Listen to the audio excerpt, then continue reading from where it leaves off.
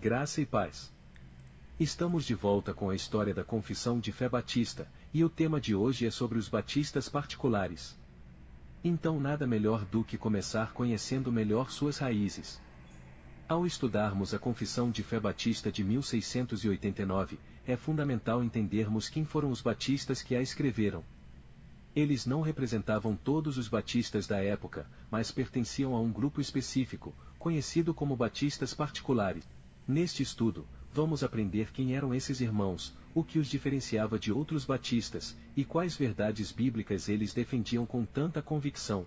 Batistas gerais e batistas particulares. Diferenças.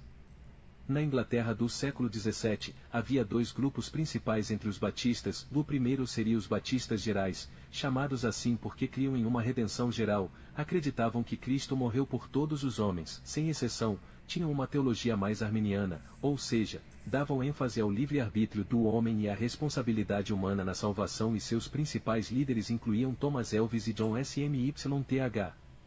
Já o segundo grupo era formado pelos batistas particulares, também chamados de particulares ou porque criam em uma redenção particular.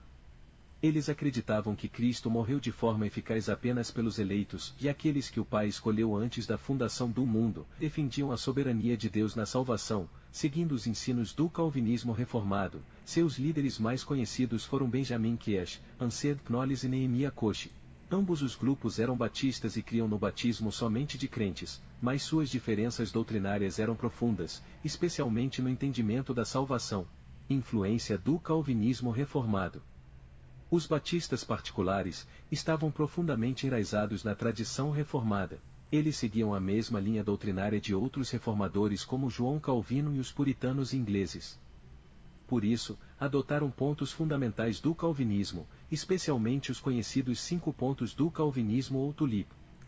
Depravação total: o ser humano está morto em seus pecados e não pode buscar a Deus por si mesmo. Eleição incondicional: Deus escolheu, por graça, salvar alguns, sem base em mérito algum. Expiação limitada: Cristo morreu especificamente pelos eleitos, garantindo sua salvação.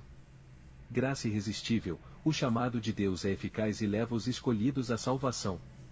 Perseverança dos santos: aqueles que verdadeiramente pertencem a Cristo permanecerão firmes até o fim. Esses pontos não são apenas doutrina para debate, se eles eram, e ainda são, expressão de um profundo amor pela soberania de Deus e pela segurança que o Evangelho oferece. Princípios distintivos dos batistas particulares. Além de compartilharem as doutrinas reformadas da salvação, os batistas particulares também tinham convicções específicas que os distinguiam de outros grupos reformados. Entre elas tinha o batismo somente de crentes.